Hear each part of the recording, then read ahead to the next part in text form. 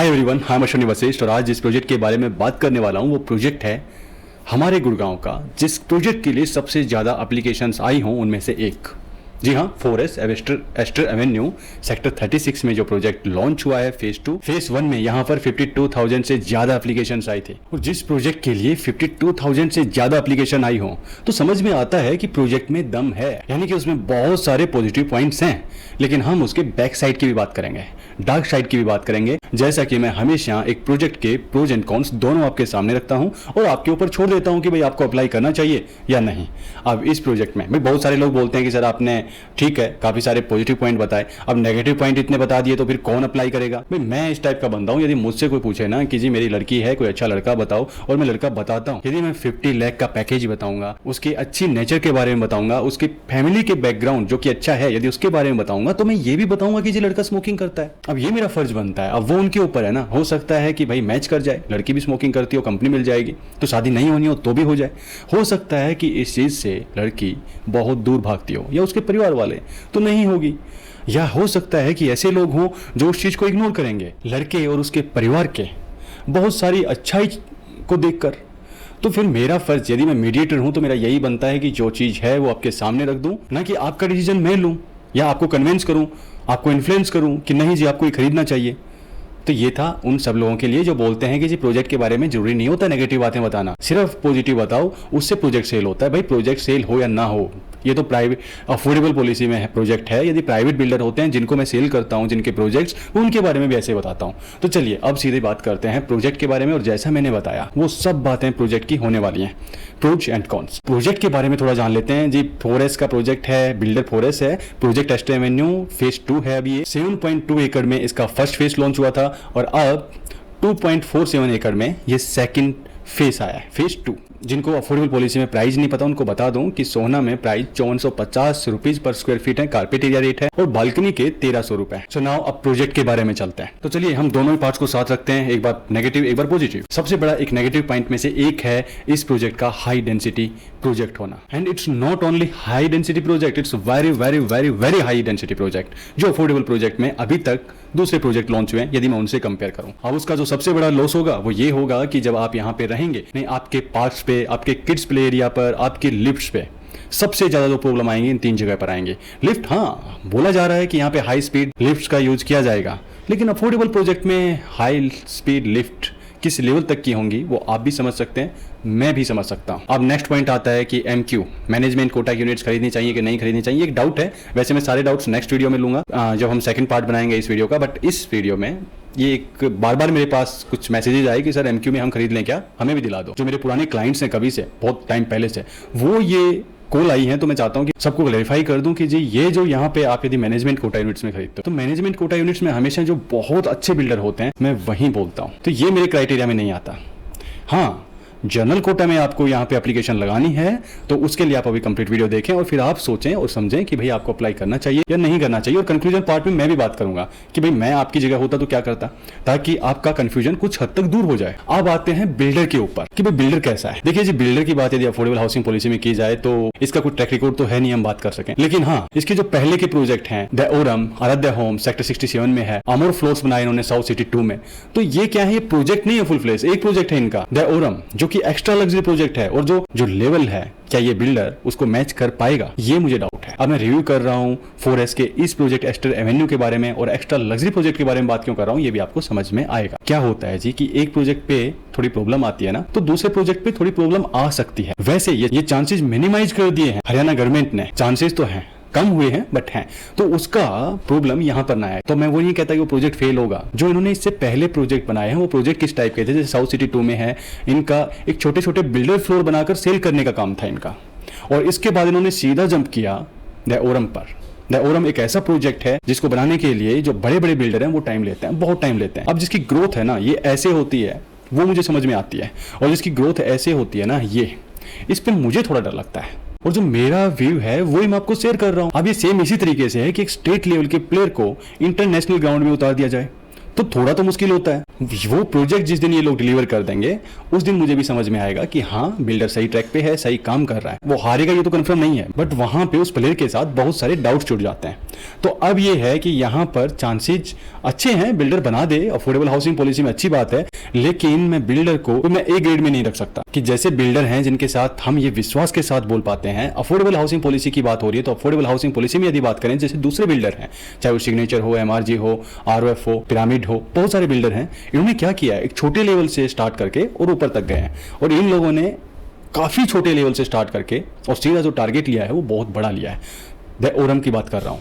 Affordable start करते, उसके बाद यहां पर अपने आप को साबित करते, प्रूव करते, और उसके बाद वहां तक जाते। और जैसा कि मैंने बताया आपको कि हरियाणा गवर्नमेंट ने माहिरा, ओएसबी जैसे बिल्डर हैं उनसे सबक लेकर बहुत हद तक इन चीजों को कंट्रोल करने की कोशिश की है, इसलिए हमें बहुत ज्यादा डरना तो नहीं चाहिए। बट इन शॉर्ट मैं इस बिल्डर को ए ग्रेड में नहीं रख सकता। अब आप कहेंगे कि काफी सारे नेगेटिव पॉइंट आ रहे हैं, पॉजिटिव की बात कर लो। पॉजिटिव के बारे में बात करूंगा। इस प्रोजेक्ट में पॉजिटिव पॉइंट्स भी बहुत सारे हैं और बहुत स्ट्रांग हैं, इसलिए तो इतने एप्लीकेशंस आए हैं। ऐसा नहीं है कि हम कंक्लूजन पार्ट में बात करेंगे फिर दोनों का कि भाई मैं होता तो क्या करता, तो इसके लिए जुड़े रहिएगा। अब इस वीडियो में आपको ये तो मिलने वाला नहीं है कि जी अप्लाई कर लो, ये प्रोजेक्ट की डिटेल है, अप्लाई कर लो, ये प्रोजेक्ट की डिटेल है, अप्लाई कर लो। क्यों? क्योंकि ये तो आप वेबसाइट पे जाके चेक कर सकते हैं। मेरा ये काम नहीं है। मेरा काम है, मैं रियल एस्टेट एडवाइजर हूं, तो मेरा काम है कि उस प्रोजेक्ट को अच्छे से रिव्यू करूं। एक जो नेक्स्ट नेगेटिव पॉइंट है वो ये है कि यहाँ पर जो हाई टेंशन वायर है, और वो भी 400 केवीए की, 400 केवीए मीन्स 1500 मेगावाट तक की कैपेसिटी होती है इलेक्ट्रिसिटी कैरी करने की, एंड इट्स एक्सट्रीम हाई। और यहाँ पर यदि स्टिल्ट +25 ना होकर यदि जी ग्राउंड +14 होता तो मुझे ज्यादा अच्छा लगता। और हाँ, इस HT लाइन से tower H and I are highly impacted. सबसे ज्यादा जो प्रभाव पड़ने वाला है H और I टावर पर पड़ने वाला है। बट इसमें थोड़ा ये फायदा है कि भाई ये स्टिल्ट +19 फ्लोर हैं, और जो दूसरे बाकी सारे टावर हैं वो स्टिल्ट +25 हैं। अब आती है कनेक्टिविटी। कनेक्टिविटी की बात करें तो मैं कहता हूं कि one of the best project है ये गुड़गांव का, सोहना का, या इसके आसपास के दूसरे एरिया की बात करूं, क्योंकि जिस प्रोजेक्ट के साथ आपको तीन कनेक्टिविटी मिले और वो भी बहुत अच्छी कनेक्टिविटी, तो बहुत सारी हैं, लेकिन जो इसके सामने से टच करते हुए रोड निकल रहे हैं, इसके बिल्कुल फ्रंट में है 60 मीटर का मेन सोहना रोड, 60 मीटर वाइड रोड है। इसके बाद आपके सर्विस रोड हैं, इसके बाद आपका 50 मीटर का आपकी ग्रीन बेल्ट है। अब इसके बाद दूसरी साइड देखें तो प्रपोज 30 मीटर का वाइड रोड है, और वहां पर 12 मीटर +12 मीटर की सर्विस रोड। और एक और कनेक्टिविटी है, बात यहीं खत्म नहीं होती, एक और कनेक्टिविटी है, वो है 24 मीटर रोड जो कि प्रपोज्ड है, और हाँ डेफिनेटली बनेगा। दूसरे फिर आपके DMIC वगैरह ये तो सारे हैं, इनकी बात मैं नहीं कर रहा, मैं जो इस प्रोजेक्ट के बिल्कुल साथ से निकल रहे हैं उन रोड्स की बात कर रहा हूँ। तो कनेक्टिविटी के मामले में इस प्रोजेक्ट का कोई तोड़ ही नहीं है। अब मैं आपके ना कुछ डाउट्स ले लेता हूं, जो कि मेरे पास बहुत सारे रैंडमली क्वेश्चंस आ रहे हैं, बहुत सारे मैसेजेस आ रहे हैं, तो वो ये होगा, मेरा भी फायदा होगा कि बार बार मुझे जवाब नहीं देना पड़ेगा, रिप्लाई नहीं करना पड़ेगा। उसके बाद आप मुझे व्हाट्सअप कर सकते हैं, यदि कोई डाउट है आपका कॉल कर सकते हैं मुझे, यदि फ्री होगा तो उसी टाइम पे कॉल ले लूंगा, अदरवाइज मैं आपको कॉल बैक कर लूंगा। और हाँ, कुछ शॉर्ट्स में कुछ डिटेल्स आएंगी, वो मैं आपको मेरे टेलीग्राम चैनल और व्हाट्सअप चैनल पर शेयर कर दूंगा, ज्वाइन कर लेना जाकर, लिंक मैं कमेंट बॉक्स में शेयर कर दूंगा एंड डिस्क्रिप्शन बॉक्स में भी शेयर कर दूंगा। और फ्यूचर के प्रोजेक्ट्स हैं उनके लिए भी आप वहां पर जुड़े रह सकते हैं। सो अब कुछ डाउट्स ले रहा हूं, उसके बाद कंक्लूजन पार्ट में जाएंगे कि भाई मैं आपकी जगह होता तो क्या करता, क्या यहाँ पे प्लस माइनस है। सो जो नॉर्मल है, जो ज्यादातर लोग जानते हैं, वो क्वेश्चन नहीं लिए हैं, जो थोड़े से कॉम्प्लिकेटेड है मैं वो ले रहा हूँ। तो एक मुझे कुछ ऐसे मिले कि सर जो ये फॉर्म है इसमें मैं एक सिंगल बंदा 2-3 फॉर्म अप्लाई कर सकता हूँ क्या? क्योंकि बहुत बार मुझे सुनने को मिल रहा है कि मैं किसी दूसरे मेंबर की करने के बजाय मैं अपने नाम से 2-3 फॉर्म अप्लाई कर सकता हूँ क्या? रजिस्ट्रेशन अलग अलग हो जाएंगे, सारी चीज़ें हो जाएंगी, तो क्या ऐसा कर सकता हूँ? जी नहीं हो सकता।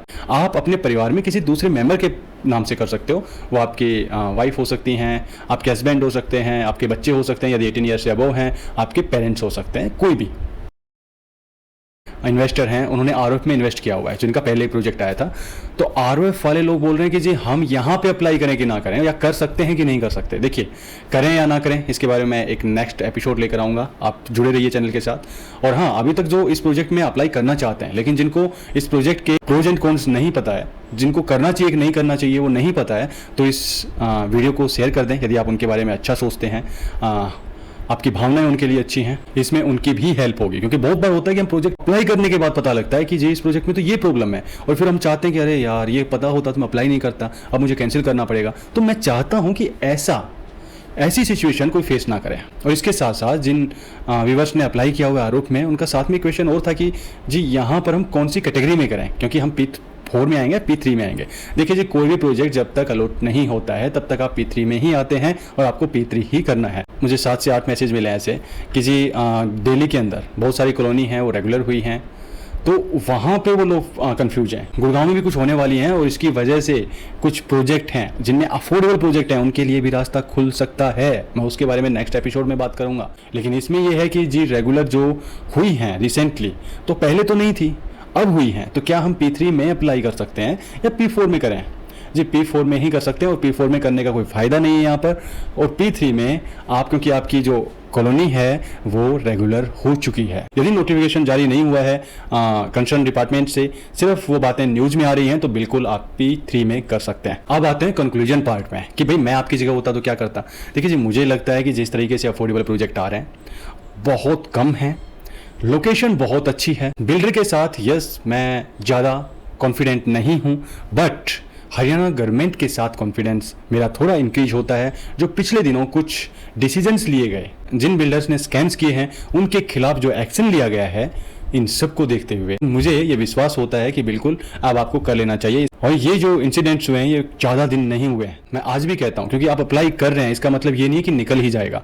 प्रायोरिटी पे मैं अब भी कहता हूँ कि बिल्डर्स को रखिए, जो अच्छे बिल्डर हैं उनको फर्स्ट वहाँ पे आपको कोशिश करनी चाहिए कि आपको वहाँ पे निकले। सेकंड, ऐसे बिल्डर हैं उनको भी छोड़ना नहीं है, अप्लाई कर दीजिए, निकल जाए तो ठीक है, नहीं निकलना तो ठीक है, क्योंकि जो अच्छा बिल्डर आएगा उसमें भी गारंटी नहीं है ना कि आपका निकल जाए। अब आती है मैनेजमेंट कोटा। मैंने पहले ही बताया मैनेजमेंट कोटा यूनिट में जी मैं यहाँ पे काम नहीं करूँगा, क्योंकि मैं वहीं करता हूँ जहाँ पे बिल्डर बहुत ज़्यादा अच्छा होता है, लोकेशन भी बहुत ज़्यादा अच्छी होती है। अब ये दोनों चीज़ें मैच नहीं कर रही, लोकेशन बिल्कुल बहुत अच्छी है बट बिल्डर मेरे क्राइटेरिया में नहीं आता, मेरे पैरामीटर्स पे खड़ा नहीं होता था। तो मैं चाहता हूं कि यहां पर आप नॉर्मल बुकिंग करें। मैनेजमेंट कोटा में यदि आपको जाना ही है और आपके पास 20-25 लाख रुपए कैश पड़ा है, तो फिर आप मैनेजमेंट कोटा में क्यों जा रहे हैं? फिर आपको रीसेल में जाना चाहिए। और रीसेल में ऐसे बहुत सारे ऑप्शन हैं, यदि आपको चाहिए तो आप मुझे व्हाट्सअप कर सकते हो। कोई अच्छी यूनिट आएगी तो जरूर मैं आपको शेयर कर दूंगा। ध्यान रखना, मैं हर बार शेयर नहीं करता, हर यूनिट शेयर नहीं करता। जो मार्केट रेट से रियल में ही अच्छी हो और बिल्डर और प्रोजेक्ट भी अच्छा हो, मैं वही शेयर करता हूँ। इसके साथ साथ मैं बता दूं कि एफिडेविट में यदि आपको हेल्प चाहिए, यदि आपको फॉर्मेट चाहिए, तो वो फ्री अवेलेबल है मेरी टेलीग्राम चैनल पर, मेरे व्हाट्सअप चैनल पर। आप कहेंगे मैं आपको व्हाट्सअप भी कर दूंगा। और हाँ, यदि आपको नोटराइज कराना है तो उसमें भी हम हेल्प कर देते हैं। फॉर्म फिलिंग का भी मैं बता देता हूँ, वो सर्विस भी हम प्रोवाइड कराते हैं। जो मेरे कलीग्स हैं वो लोग करते हैं ये काम।